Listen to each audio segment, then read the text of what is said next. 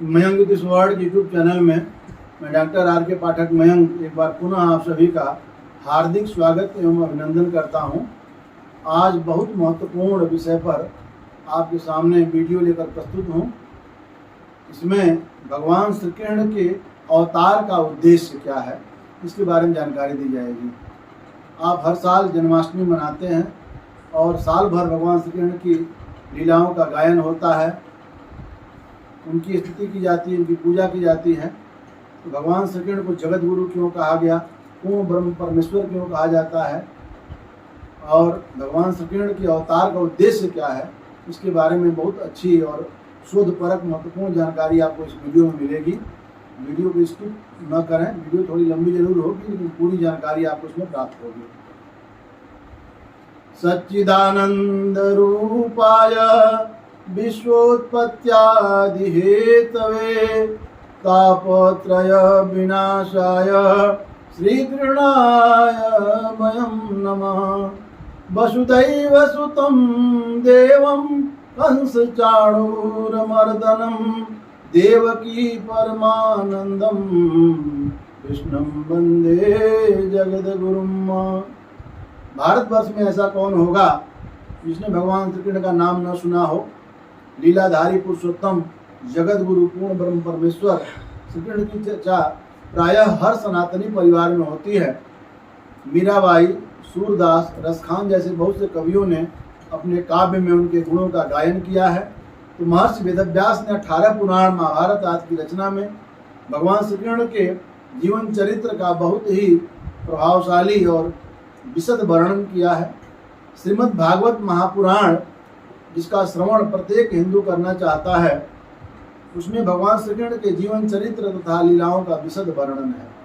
श्रीमद् भगवद गीता में तो भगवान श्री कृष्ण ने अर्जुन को साधन मानकर संसार के सभी प्राणियों को जीवन का उद्देश्य निर्धारित करने के लिए कर्म योग, ज्ञान योग और भक्ति योग का अनूठा समन्वय जो 18 अध्याय के 700 श्लोकों में किया है, वो अपने आप में बहुत अनूठा है। ऐसा कुछ भी नहीं है जो जिसको आपको गीता में जो प्राप्त न हो।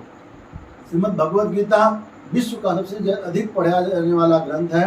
इसमें गागर में सागर समाहित है और भगवान श्री कृष्ण ने इसमें अपने आप को परम ब्रह्म परमेश्वर प्रकट करते हुए अपने अवतार का पूरा उद्देश्य बताया है। तो आइए इस वीडियो में हम आपको बताएंगे कि भगवान श्री कृष्ण के अवतार का उद्देश्य क्या है। इसमें बहुत सारी जानकारियाँ आपको मिलेंगी। मुख्य रूप से भगवान के अवतार कितने प्रकार के होते हैं, भगवान श्री कृष्ण का अवतार कब और क्यों हुआ, भगवान श्री कृष्ण को जगत गुरु क्यों कहते हैं और भगवान के अवतार का उद्देश्य क्या है, अवतारवाद की अवधारणा क्या होती है, कर्म योग, ज्ञान योग, भक्ति योग क्या है, भगवान श्री कृष्ण ने किस प्रकार से युद्ध टालने की भी शिक्षा दी है, सच्चा मित्र बनाने की शिक्षा दी, बहुत सारी चीज़ें हैं। इनकी हम पूरा विस्तृत वर्णन यहाँ पर करेंगे। आइए प्रारंभ करते हैं। सबसे पहले हम बात करते हैं कि भगवान का अवतार क्यों होता है और विष्णु के जो 24 अवतार हैं उनको कितने प्रकारों में बांट कर सकते हैं। भगवान श्री कृष्ण के अवतार के बारे में पहले जानते हैं, भगवान का अवतार क्यों होता है। भगवान श्री कृष्ण ने गीता में कहा, यदा यदा ही धर्मस्य ग्लानिर्भवति भारत अभ्युत्थानम् अधर्मस्य तदात्मानं सृजाम्यहम् परित्राणाय साधूनां विनाशाय च दुष्कृतां धर्म संस्थापनार्थाय संभवामि जुगे जुगे। तुलसीदास जी ने भी रामचरितमानस में यही लिखा है कि जब जब हों धर्म की हानि, बाढ़ असुर अधम अभिमानी, करहि अनीति जाय नहीं बरनी, सीधहि विप्र धेनु सुर धरनी, तब तब राम मनुज तम धरहि, भक्त हेतु लीला बहु करहि। बहुत सारी चीजें बातें लिखी गई हैं। भगवान विष्णु की जो 24 अवतार हैं इन्हें हम 5 प्रकारों में बांट सकते हैं। सतयुग में भगवान विष्णु जी 8 कला से अवतार लिए थे। त्रेता में जो भगवान राम का अवतार होता है वह 12 कलाओं का है। द्वापर में भगवान श्री कृष्ण का जो अवतार है वह 16 कलाओं का है। और ऐसा माना जाता है कि जो कलयुग चल रहा है उसमें जो भगवान कल की का अवतार होगा वह 64 कला का होता है। इस प्रकार से चारों युगों को मिला करके 100 कलाएँ होती हैं। अब भगवान के विष्णु के जो अवतार हैं उनको हम 5 श्रेणियों में बांट सकते हैं, 5 प्रकारों में बांट सकते हैं। पहला है अंशावतार, कि भगवान अंशों के सहित अवतार लेते हैं तो भगवान का और सा अवतार होता है। जब पृथ्वी ने गाय का रूप बना करके भगवान जो है विष्णु से यह प्रार्थना की थी कि आप हमारे कष्ट को दूर कीजिए, रावण के अत्याचार को हमको बचाइए। तो उस समय जो है वह जब भगवान विष्णु प्रकट हुए तो उन्होंने कहा था कि जनि डर बहु मुनि सिद्ध सुरेशा, तुम्हें लागी धरियो नरवेशा, कि अंसन सहित राम अवतारा, अलैहु दिन कर वंश उदारा। तो भगवान का जो राम अवतार है वह हंस अवतार है। दूसरा अवतार होता है अवेसा अवतार। भगवान अपने भक्त की रक्षा करने के लिए, दुष्ट का संहार करने के लिए बहुत आवेश में अवतार लेते हैं, उसे आवेशा अवतार कहा जाता है। जैसे भगवान विष्णु का अवतार प्रहलाद को बचाने के लिए, हिरण्याकश्यप का वध करने के लिए नरसिंह रूप में जो अवतार हुआ था वह आवेशा अवतार था। तीसरा है प्रवेशा अवतार। जब भगवान किसी जीव में के शरीर में प्रवेश करके अवतार लेते हैं और पृथ्वी की या भक्तों की रक्षा करते हैं, जैसे मत्स्य अवतार, कूर्म अवतार, वराह अवतार आदि इसी श्रेणी में आते हैं। चौथा अवतार है कला अवतार। जब भगवान कुछ कलाओं के साथ अवतार लेते हैं, संपूर्ण कलाओं के साथ अवतार नहीं लेते हैं, तो वह कला अवतार होता है। जिससे भगवान राम का अवतार जो था वह 12 कलाओं के साथ अवतार था। परशुराम जी का भी कला अवतार ही था। और पांचवा जो अंतिम अवतार है वह होता है, और अंतिम प्रकार है वह होता है पूर्ण अवतार। जब भगवान अपने संपूर्ण कलाओं के साथ अवतार लेते हैं तो उसको जो बोलते हैं पूर्ण अवतार। और भगवान विष्णु के 24 अवतारों में एक ही पूर्ण अवतार है और वह अवतार है भगवान श्री कृष्ण का अवतार। क्योंकि भगवान ने अपने आप को बाकी अवतारों में जो अवतार होते हैं उसमें अपने आप को भगवान सिद्ध नहीं किया जाता है या नहीं करते हैं। प्राय से भगवान श्री राम मर्यादा पुरुषोत्तम कहे जाते हैं, उन्होंने कहीं भी अपने आप को परब्रह्म परमेश्वर प्रकट नहीं किया।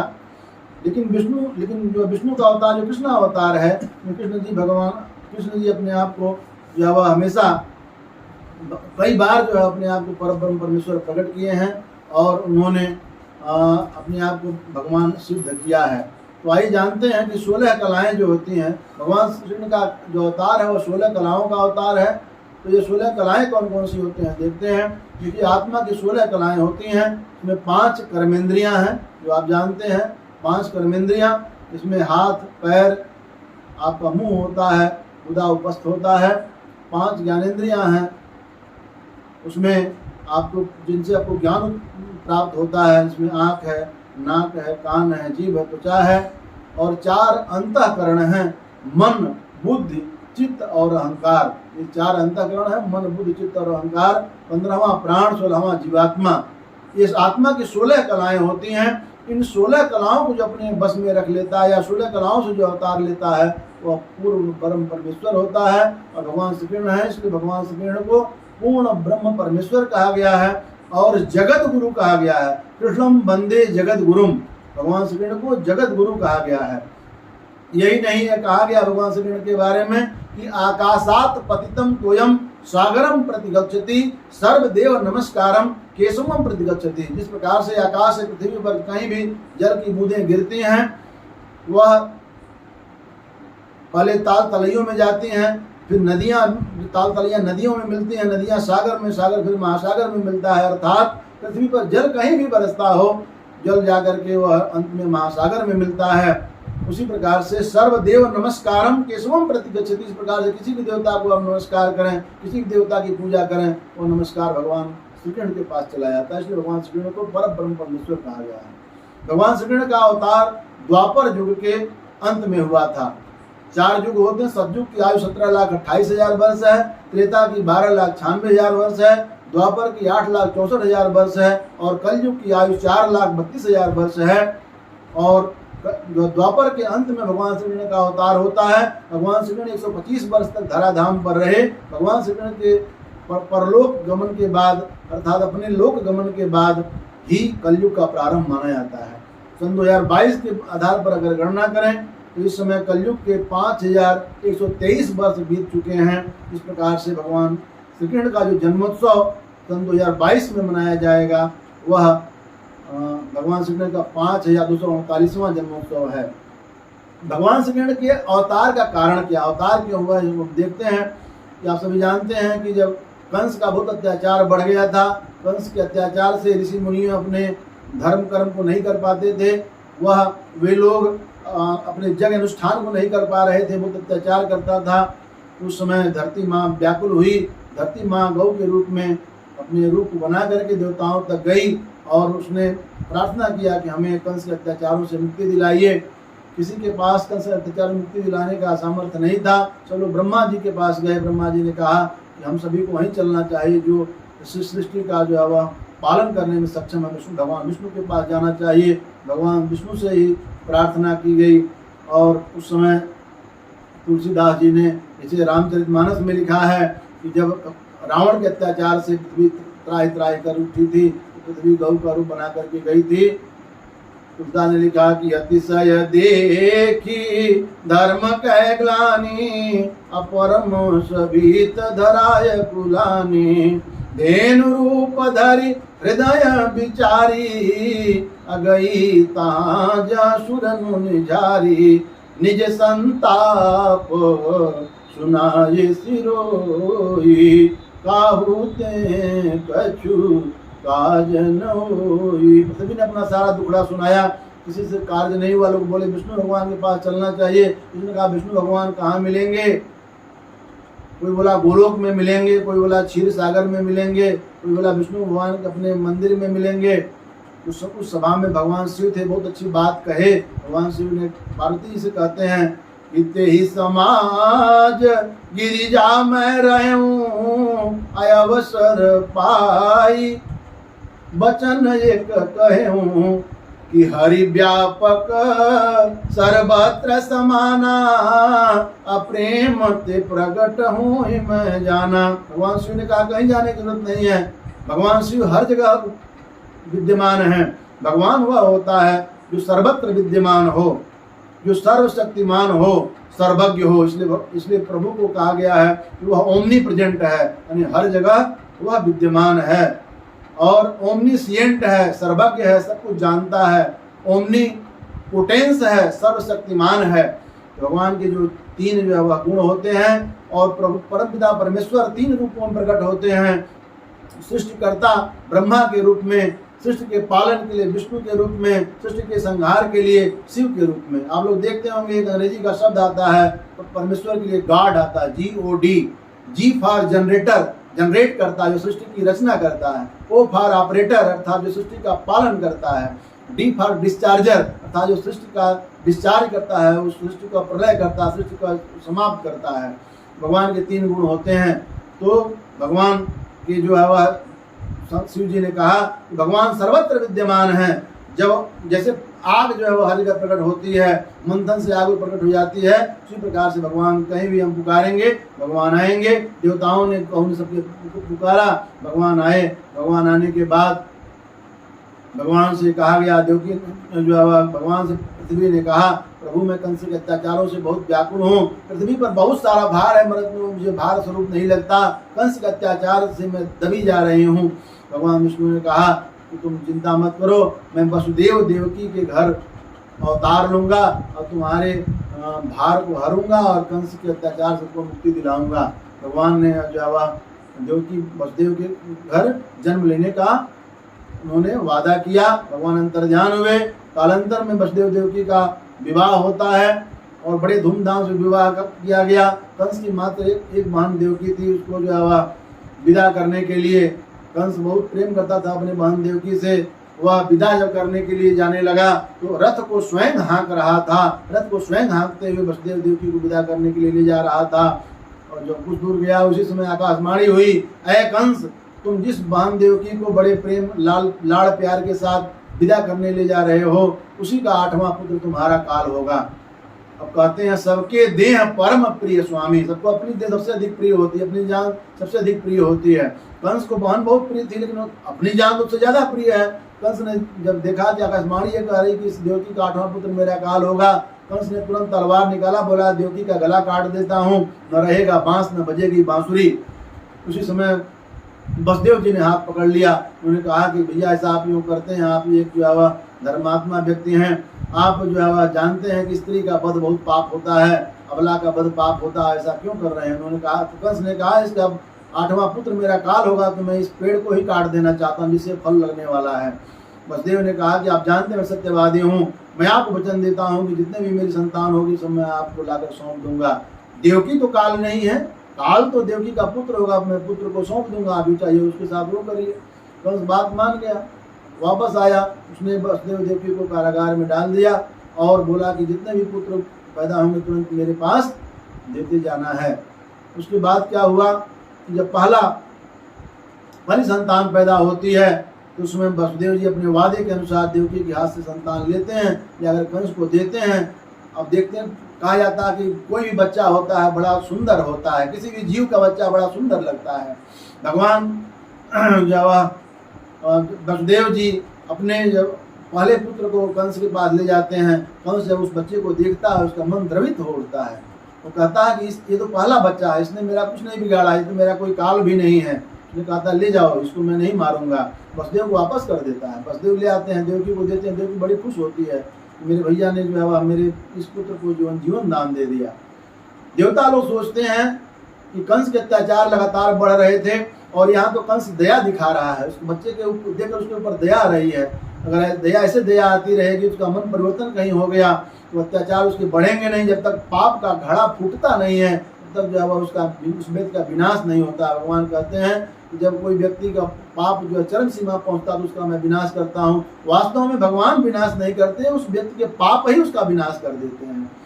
तो देवताओं ने सोचा कि जब अभी इस रावण के, इस कंस के जो है मन में जो दया की भावना है, इससे जो खतरा उत्पन्न होता है, इससे जो है जल्दी इसके पाप के का घड़ा भरेगा नहीं, भगवान जल्दी अवतार नहीं होगा।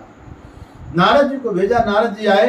नारद जी ने कहा कि प्रणाम करने, जब प्रणाम किया कंस ने तो नारद जी ने कहा मैं सुना हूँ कि देवकी को पहला संतान पैदा हुई थी।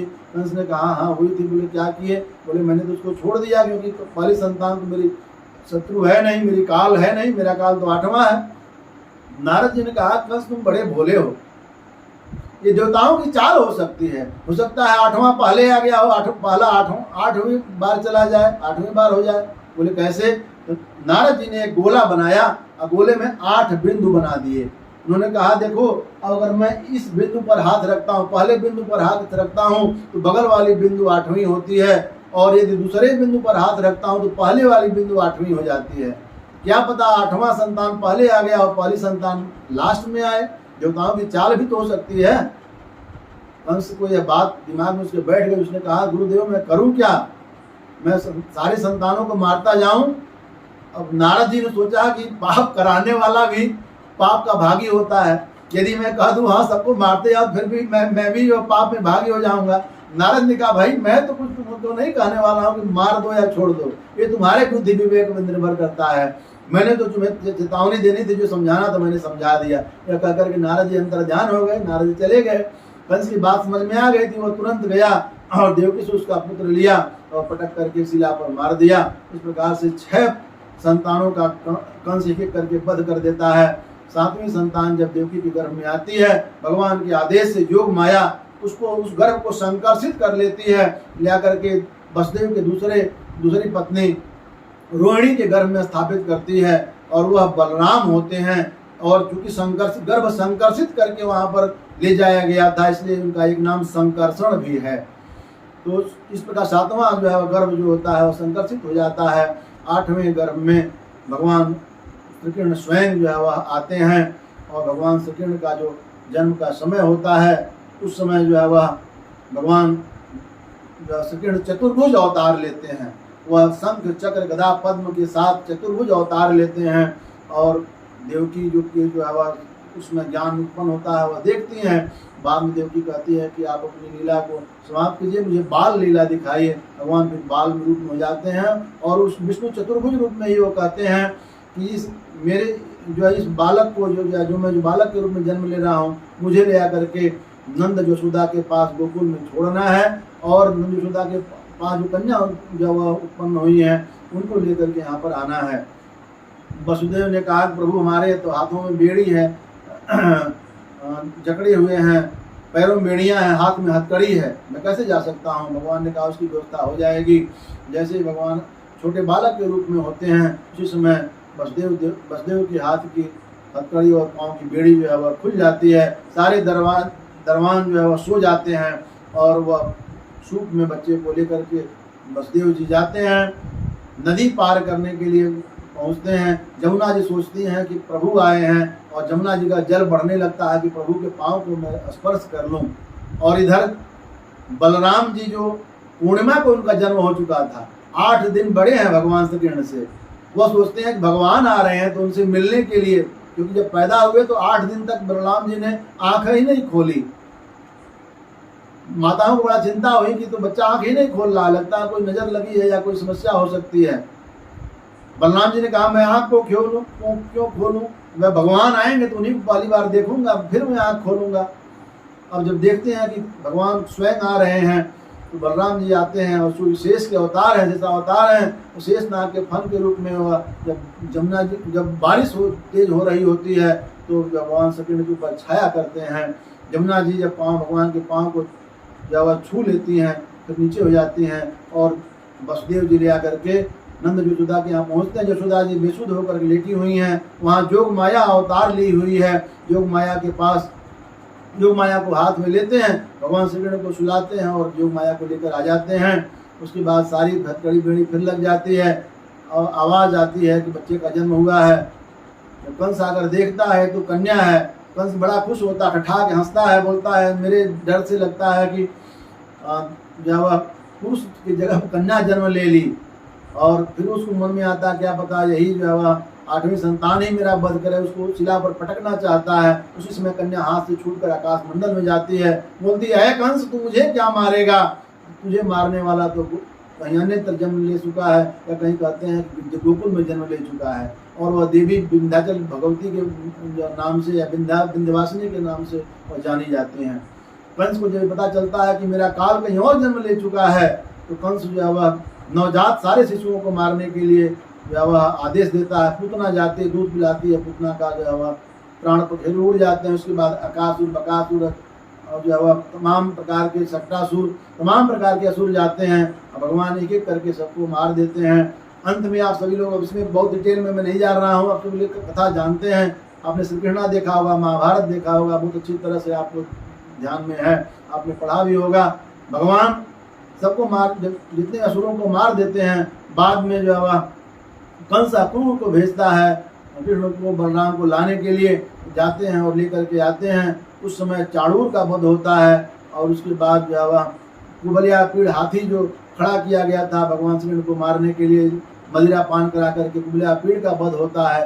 अंत में कंस का भी वध होता है। और कंस का वध होने के बाद जो कंस ने अपने पिता को जो है वह अग्रसेन को जेल में डाला था, उनको निकाल कर उनको राजपाट सौंपते हैं। ये सारी कथाएं आप जानते हैं, इसमें बहुत डिटेल में मैं नहीं जा रहा हूँ। मुझे ये बताना है कि भगवान का आगे जो भगवान श्री कृष्ण जो है महाभारत में अपने योगदान देते हैं और बहुत सारी लीलाएं करते हैं। तो भगवान श्री कृष्ण के अवतार का उद्देश्य क्या है, कृष्ण क्या है, पहले ये देखते हैं। कृष्ण कृष्ण भूवाचक शब्दो रणच निवृत्तिवाचक तयोरेकम पर ब्रह्म साघना विधीयते। कृष्ण शब्द जो है वह पदार्थवाचक है, ण अक्षर जो आता है वह निवृत्तिवाचक है, अर्थात पदार्थ से निवृत्ति हो जाना, माने संसार में रहकर संसार के माया में लिप्त न होना, ही भगवान श्री कृष्ण शब्द का अर्थ है। भगवान ने कहा भी है स्थित प्रज्ञ बनना है और संसार में रहते हुए संसार के जो है वह माया मोह में नहीं बंधना है। कमल रहता है जल में रहता है, लेकिन जो है वह जल से उसका मोह नहीं रहता है। जल कमल के पत्ते पर जल टिकता नहीं है। उसी प्रकार से रहना है संसार में, परंतु माया मोह से दूर रहना है। तो यह भगवान कृष्ण के शब्द का अर्थ है। और भगवान श्री कृष्ण के अवतार का उद्देश्य क्या है? पहला तो उद्देश्य है ईश्वर के अवतार की शिक्षा देना। जैसे मैंने कहा कि भगवान श्री कृष्ण ने गीता में स्वयं कहा कि यदा यदा हि धर्मस्य ग्लानिर्भवति भारत। उन्होंने कहा कि जब जब भारत में धर्म की ग्लानि होती है, अधर्म बढ़ता है, यदा यदा हि धर्मस्य ग्लानिर्भवति भारत अभ्युत्थानम अधर्मस्य, जब अधर्म बढ़ता है तदात्मानं सृजाम्यहम्, तब मैं अपने आप को सृजित करता हूँ, मैं अवतार लेता हूँ। इसलिए परित्राणाय साधूनाम, साधुओं के परित्राण के लिए, रक्षा के लिए, विनाशाय च दुष्कृताम, और दुष्टों के विनाश के लिए, धर्म संस्थापनार्थाय, और धर्म की स्थापना के लिए संभवामि युगे युगे, मैं हर युग में अवतार लेता हूँ। भगवान विष्णु ने ऐसा कहा। और तुलसीदास जी ने भी रामायण में लिखा कि जब जब होए धर्म की हानि, अबाणय असुरय धमय अभिमानी, अकरय नीति जाय नहीं बरनी, असीदय विप्रधेन सुर धरनी। तब तब प्रभु लगी धरि मनुज शरीरा, हरहि कृपा निधि सज्जन पीरा। तो अब प्रश्न उठता है, भगवान ने कहा कि मैं असुरों का विनाश, दैत्यों का, दानवों का विनाश के लिए और देवताओं की रक्षा के लिए जन्म लेता हूँ। अंगद से रावण ने कहा, जब अंगद रावण संवाद हो रहा था, अंगद ने कहा कि मेरे प्रभु ने प्रतिज्ञा की है कि संसार से मैं असुरों का विनाश कर दूंगा, पृथ्वी से असुरों का विनाश कर दूंगा। यह सुनकर रावण बड़ा जोर से हंसा, ठहास करके हंसा। उसने कहा, लगता तेरे प्रभु की बुद्धि सठिया गई है। अंगद को बड़ा क्रोध आया, बोले क्या बोलते हो? रावण ने कहा, मैं सिद्ध कर सकता हूँ, तुम्हारे प्रभु कहते हैं कि मैं राक्षसों का विनाश कर दूंगा इस पृथ्वी से, लेकिन यदि मैं राक्षस हूँ तो मेरा भाई विभीषण भी राक्षस हुआ। विभीषण को शरणागति देते हैं, मेरे जीते ही लंका का राज दे देते हैं। तो बताओ, यदि विभीषण जिंदा है, शरणागत है उनके, तो फिर राक्षसों का विनाश कैसे होगा? मैं मर भी जाऊं, मेरे साथ सारी सेना भी मर जाए, विभीषण जिंदा रहेगा तो राक्षस कुल का कोई व्यक्ति तो जिंदा रहेगा, विनाश कैसे होगा? तो अंगद ने कहा कि मेरी बुद्धि की, प्रभु की बुद्धि नहीं, तुम्हारी बुद्धि सठिया गई है। तुम क्या समझते हो कि कोई जन्म से राक्षस होता है? जन्म से नहीं बल्कि कर्म से राक्षस होता है। तुम्हारा तो जन्म जो है वह उच्च कुल में हुआ है। ऋषि पुलस्त जसु विमल मयंका, तेहि शशि महु जनि होहु कलंका। तुम मुनि पुलस्त के नाती हो, विश्रवास मुनि के पुत्र हो, तुम्हारे कर्म जो है वह राक्षसी हैं, इसलिए तुम राक्षस हो। और तुम्हारा भाई विभीषण, जिसके कर्म जो है देवताओं के तुल्य हैं या अच्छे हैं, वह राक्षस कैसे हो सकता है? राक्षसी वृत्तियां क्या हैं? तुलसीदास जी ने लिखा, बाढ़े खल बहु अरे चोर जुआरा, अजेलम पट पर धन पर दारा। अम्मा नहीं मातु पिता नहीं देवा, साधुन से सर करवा वही सेवा। अजिनके यस आचरण भवानी, अति जानहु निश्चर सब प्राणी। ऐसे ऐसे आचरण करने वाले, दुराचरण करने वाले लोग राक्षस हैं। कवि चंचल ने कहा है, राक्षस कौन है? कि भगवंत कथा न रुचेगी जिन्हें, नहीं शास्त्र की बात पर ध्यान धरेंगे। करी खंडन तीर्थ मंदिर का, नहीं पुण्य कर्म अरुदान करेंगे। कि सब झूठ है पूजा विधान विधि, परस्पर बात यही कहेंगे। पढ़ के अंग्रेजी कहाएंगे साहब, होटल में मदपान करेंगे। कभी चंचल तीय पराई चहे, घर की घरनी का न मान करेंगे। ऐसे ऐसे वृत्ति वाले, ऐसे विचारों वाले लोग राक्षस होते हैं। राक्षसों की वृत्तियां क्या होती हैं? कि द्रोही दीन क्रंदन के, साधु सुर वृंदन के, रूप छल छंदन के, रूपक प्रलाप के, शुभ कर्म नाशक, अधर्म के प्रकाशक, अधीन तनु त्रासक, नायक पाप ताप के, और दुखदायक उपद्रव सहायक, अनीति विधायक, पथिक पाप ताप के। ऐसे लोग जो होते हैं वो राक्षस होते हैं। और इन्हीं असुर वृत्तियों को मारने के लिए भगवान का अवतार होता है, देवत्व की स्थापना के लिए प्रभु का अवतार होता है। दूसरा है कर्म योग की शिक्षा देना। भगवान का प्रमुख जो है वह गीता का जो 3 जो मुख्य उद्देश्य हैं, कर्म योग, ज्ञान योग, भक्ति योग, उसमें कर्म योग की शिक्षा देना भगवान के अवतार का उद्देश्य। भगवान ने कहा कि कर्मण्येवाधिकारस्ते मां फलेषु कदाचन, मां कर्म फल हेतुर्भु, मां ते संगोत्तो विकर्मणि। अर्थात कर्म करने में तेरा अधिकार है हे अर्जुन, कर्म करने में तेरा अधिकार, उसके फल में अधिकार नहीं है। तुम कर्मों के फल को हेतु मत हो। कर्म करने में कर्म न करने में आसक्ति भी नहीं होनी चाहिए। अर्थात कर्म करो और फल को मेरे ऊपर छोड़ दो। तुलसीदास जी ने भी रामचरितमानस में लिखा कि कर्म प्रधान विश्व करि राखा, अजो जस करहि सो तस फल चाखा। अर्थात कर्म प्रधान है, अच्छे काम का फल मिलता है, आज नहीं तो कल मिलता है, जितना गहरा कुआं खोदें उतना मीठा जल मिलता है। कहा गया जैसी करनी वैसा फल, आज नहीं तो निश्चय कल। कुछ लोग मलूक दास के दोहे का उल्टा अर्थ लगा देते हैं, कुछ करना ही नहीं चाहते। मलूक दास ने लिखा कि अजगर करे न चाकरी, पंछी करे न काम, दास मलूका कह गए सबके दाता राम। अजगर कोई चाकरी नहीं करता है और पंछी कोई काम नहीं करते हैं, परंतु उनको भी भोजन देते हैं, तो फिर करने की जरूरत क्या है। लोग ये अर्थ लगाते हैं। अरे मलूक दास ने तो यह बात लिखी कि जो अजगर जो कुछ कार्य नहीं कर सकता है, पंछी जो कोई काम नहीं कर सकते हैं, उनको भी भगवान भोजन देते हैं। तो ये मनुष्य, तुम तो भगवान, तुम्हारे पास भगवान ने सब कुछ दिया है, न रहो न निराश करो मन को, कुछ काम करो, कुछ काम करो, जग में रहकर कुछ नाम करो। यह जन्म हुआ कुछ किस अर्थ हो, समझो जिससे अव्यर्थ न हो। तो यह काम अब आपको जो है हिंदी वर्णमाला में भी क के बाद ख है, पहले क से कर्म करो फिर ख से खाओ आता है। हिंदी वर्णमाला में भी क के बाद ख है, बिना किए खाने को मन ललचावत है। स्वप्न में यदि कोई त्रिभुवन पति बने तो जागने पर मांगने के सिवाय क्या पावत है। अर्थात पहले आपको कर्म करना है। लोग गलत अर्थ लगाया करते हैं। लोगों ने अर्थ लगाया कि राम दुआरे तुम रखवारे, हो तन आज्ञा बिन पैसारे। एक सज्जन ने कहा कि भगवान के राम के समय में भी पैसा चलता, घूस चलता था, पैसा चलता था। हमने कहा कहाँ लिखा है? बोले तुलसीदास ने चालीसा में लिखा। बोला कहाँ? बोला राम दुआरे तुम रखवारे, हनुमान जी आप राम के द्वार के रखवाले हैं। हो तने आज्ञा बिन पैसा रे, जब तक पैसा नहीं मिलता तब तक आप भगवान से किसी को मिलने नहीं देते हो। हो तने आज्ञा बिन पैसा, पै मतलब होता दूध होता है।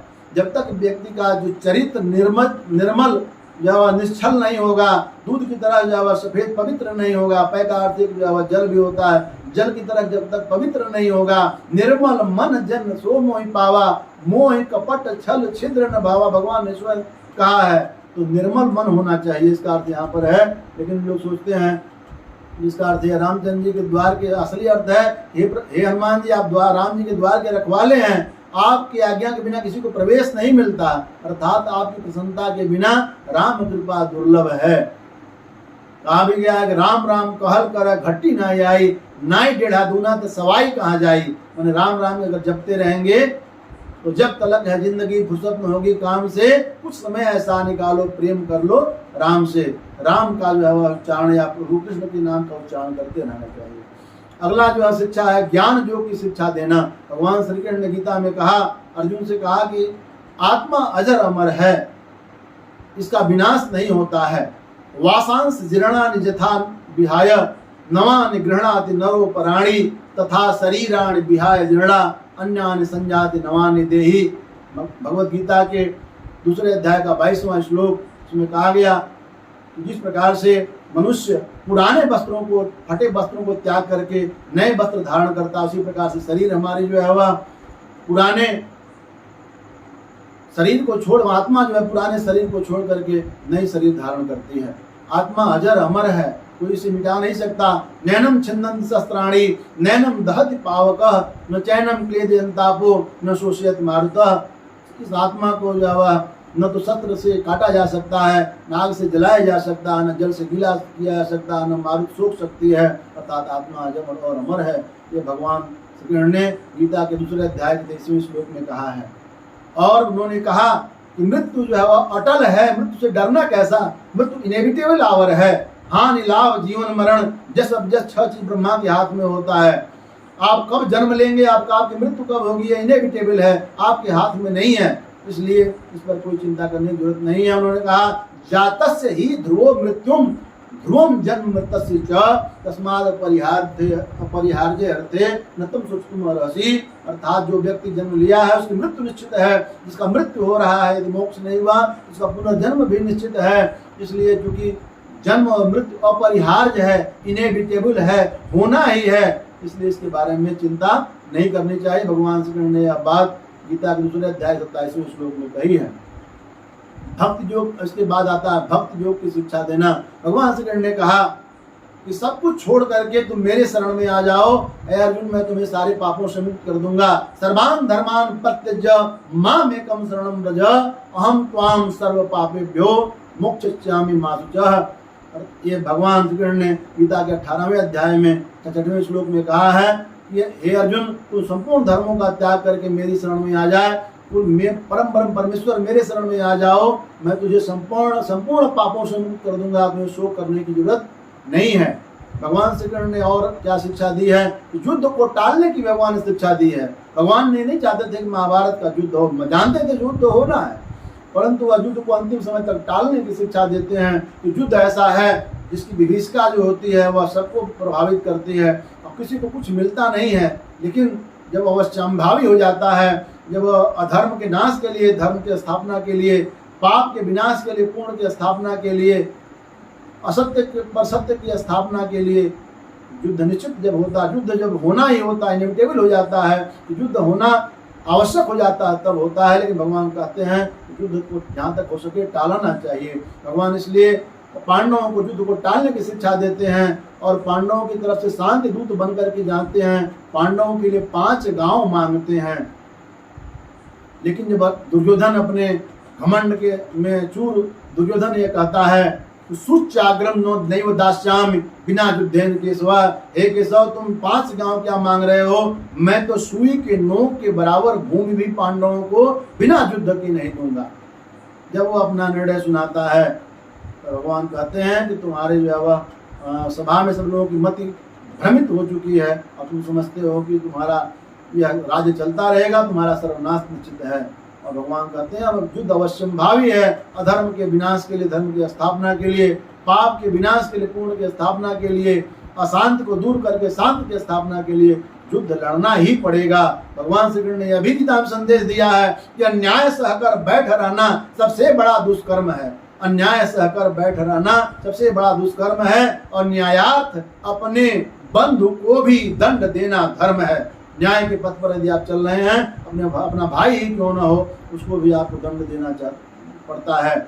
और अंत में विजय जो होती है वह धर्म की ही होती है, क्योंकि भगवान श्री कृष्ण वहीं रहते हैं जहाँ धर्म रहता है।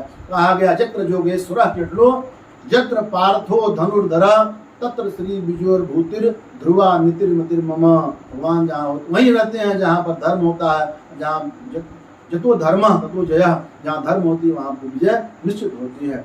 अगला है सैन्य धर्म की शिक्षा देना। अर्जुन ने कहा, जब अर्जुन ने कहा कि हे केशव मेरे हाथों में गांडीव संभल नहीं रहा है, मैं सामने देख रहा हूँ कि मेरे गुरु द्रोणाचार्य खड़े हैं, कुल गुरु कृपाचार्य खड़े हैं, पितामह भीष्म पितामह खड़े हैं और बहुत सारे हमारे सगे संबंधी खड़े हैं, इनको मार करके मैं हस्तिनापुर का राज्य तो क्या मैं स्वर्ग के राज्य के लिए भी इनका वध करना नहीं चाहता। भगवान ने कहा तुम मारने वाले क्यों, कौन होते हो? मारने वाला बचाने वाला सब मैं ही हूँ, तुम तो निमित्त मात्र हो, तुम नहीं युद्ध करोगे कोई और करेगा। परंतु ये जान लो कि तुम इस समय युद्ध भूमि में खड़े हो, तो युद्ध भूमि में खड़ा होता है वह सैनिक होता है और सैनिक का एक ही धर्म होता है कि अपनी मातृभूमि की रक्षा के लिए, अपने धर्म की रक्षा के लिए और पापियों का विनाश करने के लिए लड़े, शत्रु से लड़े। और युद्ध में 2 ही चीज होगी, या तो वह शहीद हो जाएगा, अगर वह मृत्यु को प्राप्त होगा तो युद्ध में जो मृत्यु को प्राप्त होते हैं वह वीर गति को प्राप्त होते हैं, शहीद की जो वह संज्ञा में आते हैं। और यदि आप जीवित रहोगे तो पृथ्वी का राज भोगोगे। उन्होंने कहा हतो वा प्रापस्य स्वर्गम जित्वा वा भोक्ष्यसे महीम तस्मात् उत्तिष्ठ कौन्तेय युद्धाय निश्चय। हे अर्जुन उठो और युद्ध के लिए निश्चय करो। क्यों? तुम एक सैनिक हो और सैनिक की 2 ही गति होगी, हतो वा प्रापस्य स्वर्गम, यदि मारे गए तो वीर गति को स्वर्ग को प्राप्त होगे, जीवित रहे तो पृथ्वी का राज भोगोगे। इसलिए हे कुंती पुत्र अर्जुन उठो और युद्ध करो। भगवद गीता का 2 अध्याय का 37वां श्लोक। भगवान श्री कृष्ण के उद्देश्य जो है अवतारों में एक है सच्चा मित्र बनने की शिक्षा देना। मित्रता की मिसाल भगवान श्री कृष्ण और सुदामा की मित्रता की मिसाल है वह बहुत ही अनूठी है। मित्र कैसा होना चाहिए? तुलसीदास जी ने लिखा कि जे न मित्र दुख अरे हो ही दुखारी अति नहीं बिलोकत पातक भारी। मित्र का कर्तव्य क्या है कि निज दुख गिरि सम रज करी जाना, अमित्र के दुख रज मेरु समाना। मित्र के दुख जो कि मिट्टी के ढेले के समान उसको पर्वत के समान जाने, अपने पर्वत के समान दुख को जो मिट्टी के ढेले रज के समान जाने। देत लेत मन संक न धरई बल अनुमान सदा हित करे, जो लेते देते समय जो है वह शंका न करे मित्र को मैं उधार दे रहा हूँ वापस देगा कि नहीं देगा। अगर एक मन में शंका करते तो आप मित्र नहीं हो सकते हैं। आगे कह मृदु वचन बनाई, पाछे अनहित मन को पिलाई। जो सामने तो आपके मुंह पर, मित्र के मुंह पर अच्छी अच्छी बातें करता हो और पीठ पीछे बुराई करता हो, ऐसे कुमित्र होते हैं, मित्र नहीं हो सकते। वैसे भी किसी व्यक्ति के जीवन में एक ही कोई बहुत अच्छा मित्र मिल सकता है, बहुत होगा इससे 2 होगा या 3 हो सकते हैं, इससे ज्यादा मित्र जो है वह उस श्रेणी के मित्र नहीं होते जो कि समर्पण करने को, पूर्ण समर्पण को तैयार रहें। तुलसीदास ने लिखा कि जाकर चित गति समभाई, अयस कुमित्र परिहरहि भलाई। जिस मित्र का चित्त जो है वो अहिगति, सांप की तरह बाएं दाएं चलता हो, आगे पीछे चलता हो, हाँ ना करता हो, ऐसे कुमित्र को छोड़ने में ही भलाई है। मित्र के बारे में एक श्लोक भी आया है, मित्र कैसा होना चाहिए कि पापान निवार्यति जो जयते हिताय, गोयम निगुहति गुणान प्रकटी करोति, आपत गदम ददाति काले, सन्मित्र लक्षणम इदम प्रवदन्ति संतः। अर्थात पापा निवार्यत जो जयते हिताय, मित्र वह है जो आपको पाप के कर्मों से हटा करके भलाई के कामों में लगाता हो।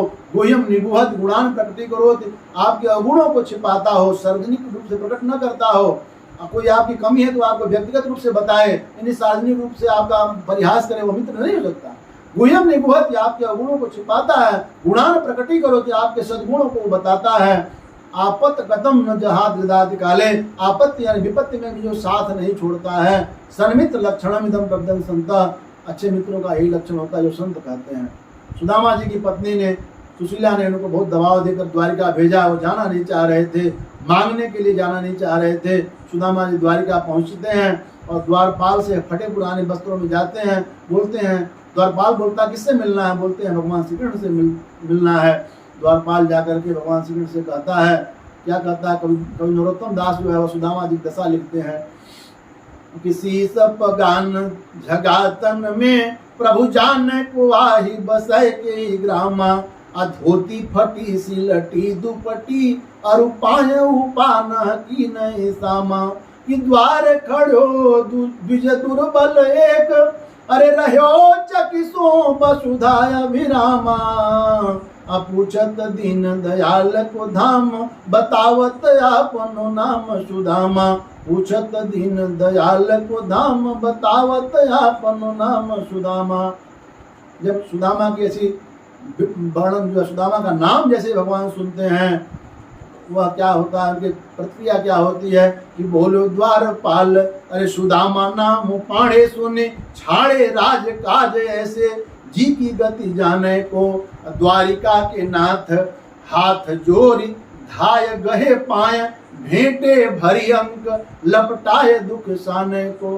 भगवान की दशा क्या हो रही है मित्र की दशा को देखकर कि नैन दो उज्जल भरी, पूछत कुशल हरि, अरे पिप्र बोलो विपदा में मोहि पहचाने को।